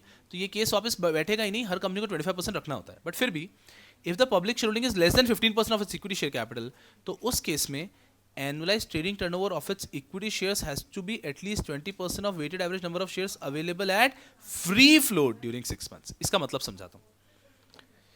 मार्केट कैप 2 तरह का होता है. एक होता है नॉर्मल मार्केट कैप, एक होता है फ्री फ्लोट मार्केट कैप. दोनों में डिफरेंस बताता हूं क्या. रिलायंस का मान लीजिए मार्केट कैप इज, कोई बताएगा कितना है? 16 लाख करोड़, ऐसा ले लें. ठीक है, रिलायंस का मार्केट कैप है 16 लाख करोड़. तो ये कैसे कैलकुलेट हुआ होगा? रिलायंस के total number of shares multiplied by Reliance का मार्केट प्राइस. अभी कितना? 2500 3000. अभी बढ़ा थोड़े दिन पहले बहुत जबरदस्त, तो अभी 2500 के बीच में चल रहा होगा. तो रिलायंस का एक शेयर का प्राइस है से 2800, उसको मल्टीप्लाई कर दिया रिलायंस के टोटल नंबर ऑफ शेयर से, इससे मार्केट कैप आ गया. लेकिन ये मार्केट कैप कभी कभी कुछ लोगों को, कुछ एनालिस्ट को लगता है कि सही तरीके से रिप्रेजेंट नहीं कर रहा है, क्योंकि इसमें से 50% तो मुकेश अंबानी लेके बैठे ना, और वो शेयर मार्केट में लिक्विडिटी में कभी आते थोड़ी ना है, वो तो मुकेश अंबानी लेके बैठे हैं, बेचने वाली भी नहीं है. तो हमें एक और टाइप का मार्केट कैप निकाल के दो, free float market cap.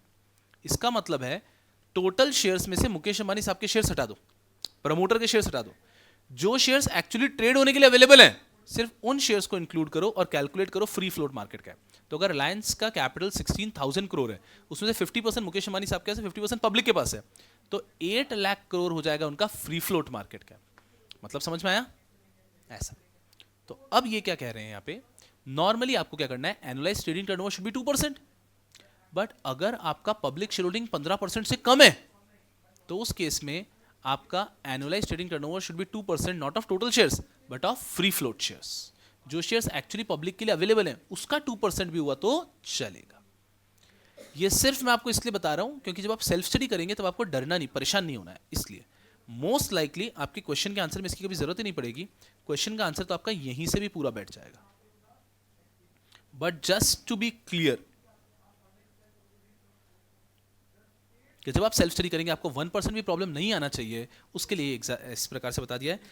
Annualise trading turnover of preceding 6 months should be at least 2%. आपको यही याद रखना है. और 2% के आगे भी लिखूं मैं ऑफ टोटल शेयर्स, लेकिन हम लिख देते हैं weighted average number of shares. Weighted average number of shares. और वेटेड एवरेज क्या जनरली टोटल ही होंगे. प्रैक्टिकली एक ऐसी कंपनी जो 3 साल से लिस्टेड है वो आईपीओ एफपीओ डीलिस्टिंग बायबैक सालों में एक बार करती है। तो ये मानना बहुत मुश्किल है कि अभी आपका बायबैक इशू वगैरह कुछ आया है और अभी वापस आप फास्ट ट्रैक इशू भी कर रहे हो, लेकिन हमें लॉ ऐसा बनाना होता है कि वो 1% केस को भी कवर करे। इसके लिए यहाँ पे weighted average number of shares लिखा है, अदरवाइज टोटल शेयर्स यहाँ पे परफेक्टली फिट इन होता है। And this is all about fast track issue. Not enough, एकदम शांति से अकेले बिना नोट्स की हेल्प के फास्ट ट्रैक इशू किन किन कंपनीज को अलाउड है वो पूरा बोलने की देखो 10 में से कितने पॉइंट याद हो रहे हैं। 10 पॉइंट्स जो आपको याद रखना है, नोट्स में मत देखो, खुद से याद करो कितने पॉइंट्स याद रह रहे हैं।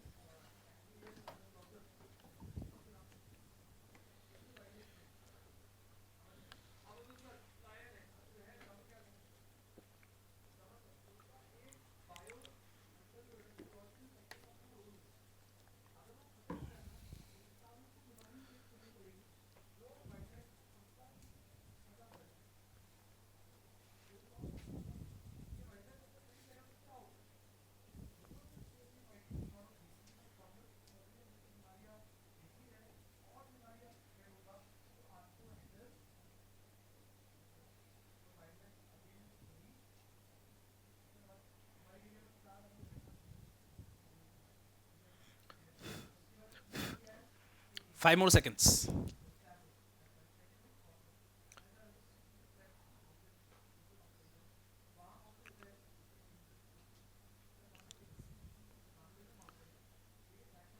चलो आपस में डिस्कस करोगे, नोट्स में नहीं देखोगे। हम अभी रैप अप कर लेते हैं ना, कौन सा मिस हो गया आपसे अगर मिस हुआ तो। फास्ट ट्रैक इशू जिसका प्रमोटर सलीम है, प्रमोटर सारे शेयर्स होने चाहिए डीमैट में। एस से 3 point, no show cause notice, suspend नहीं होना चाहिए 3 सालों से, सेटलमेंट मैकेनिज्म यूज नहीं किया 3 सालों से, ठीक है। यहां तक मोरलेस सब लोग साथ में आ गए होंगे। ए, अब ये इजीली याद रहेगा, annualised trading turnover should be at least 2% of weighted average number of shares.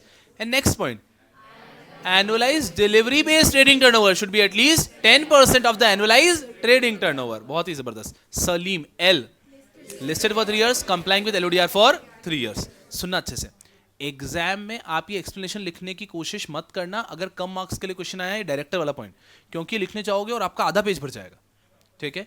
अगर आपको लगता है कि क्वेश्चन 6 मार्क्स या उससे ज्यादा का है तो फिर लिखने की कोशिश करो, अगर 4 के आसपास है तो मत लिखो। सर 5 का है तो क्या करें, तो ये आप डिसाइड करो कि आपकी पेपर में स्थिति क्या है। 4 पे पक्का नहीं लिखना है, 6 पे पक्का लिखना है, 5 पे आप डिसाइड करो ऐसा। उसके बाद में आ गया एल से लिस्टेड आए, investor grievances received up till the end of the last quarter 95% of them should have been redressed. And M बोले तो मार्केट कैप, अगर पब्लिक इशू है तो कम से कम 1000 करोड़ का मार्केट कैप चाहिए, और अगर वही हमारा तो कम से कम 250 करोड़ का मार्केट कैप चाहिए। इजी पीजी ओवर, बस यही तो चाहिए फंडिंग में। अभी गुड है, चल अभी के भी लिखना शुरू कर दो फास्ट ट्रैक इशू। हाँ, बस वैसे आपको घर पे ही लिखोगे, सिर्फ फास्ट ट्रैक इशू आज क्लास में लिख लो। मुझे आपको वो स्टार 1 स्टार 2 अच्छे से बताना है बस, और कुछ नहीं। स्टार जो आप रेफरेंस देते हो ना, ये आप किसी और कलर पेन से दोगे तो भी चलेगा, ताकि आपको अलग से दिखना चाहिए, या फिर हाईलाइट आपके हिसाब से करो, बड़े क्लियरली हाईलाइट होना है। चलो घर पे लिखोगे, ठीक है, जैसा आप करना चाहो ऐसा कर सकते हो। हाँ, यहाँ पे मैं आपको ऑप्शन दे रहा हूँ, पहले आप लोगों को मैं फोटो दे देता हूँ, फिर जो व्यक्ति अभी फोटो से लिखना चाहता है तुरंत वो वैसे लिख सकता है, जो जैसा चाहता है वैसे। चलो पेज नंबर मुझे वैसे बताने की जरूरत नहीं है, बट फिर भी मैं बता देता हूँ क्योंकि मेरा जन्म इसी के लिए हुआ है। फास्ट ट्रैक इशू कौन से पेज पर है? 8.24। तो पूरा 8 पॉइंट, बहुत अच्छी बात है, लंच का टाइम हो गया है। 8.24 कैलेंडर खाना लाओ। चलो मूवी देखी आपने वाली, एक बहुत पुरानी मूवी, बहुत अच्छी है, जिसमें कुक होता है, उनका कैलेंडर, मिस्टर इंडिया। चलो थैंक गॉड, वरना मुझे लगता है एक जनरेशन गैप ही आ चुका है। नहीं देखी आपने? आ गया है। नहीं देखी आपने? हाँ आ चुका है, कोई बात नहीं। चलो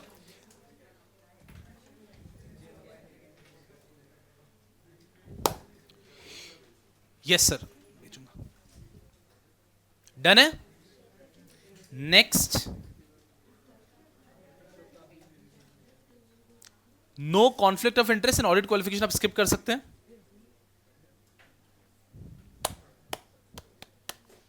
चलो this is done. Now the most important one, ये वाला सबसे जटिल होगा, ठीक है सर, तो आप भेज देना, ठीक है। ठीक है बोला मैंने सर, एक्सपेक्टेड नहीं था ना हमें, इसलिए। ठीक है, आपको क्या वादा करना है आप समझो फॉर फंडिंग। मैं आपको ये अश्योर करता है कि फंडिंग आपका सबसे स्कोरिंग सब्जेक्ट बनेगा, ये बात होता है। ये क्या है, लाइफ फेयर नहीं है कि हम पर जिसमें जितनी मेहनत दे वो उतना रिजल्ट दे, ऐसा नहीं होता है। जीवन में कुछ रिलेशन में आपने ज़्यादा समय और एफर्ट्स दिए हैं, वहाँ से उतना रिटर्न नहीं है, बट कुछ और जगह पे जहाँ पे आपने कम एफर्ट्स दिए हैं वहाँ ज़्यादा रिटर्न। लाइफ ऐसी है, that is how it is. So now now now now एकदम आराम से, टूटे हुए दिल संभालें अपने आप को, पढ़ाई पे ध्यान दो थोड़ी, रिलेशन में भाई बहन भी हो सकता है, एकदम आराम से। आंध्र प्रदेश सब ठीक है ना, है ना? Yes yes yes, focus here. Yes, पता चला यहाँ पे मैं कुछ बोलता हूँ, आप लोग कुछ सोचते हो, वहाँ पे आंध्र प्रदेश में किसी को इचकियाँ आ रही ऐसा, तो ध्यान रखो, है ना? चलो, यस, व्यवसाय।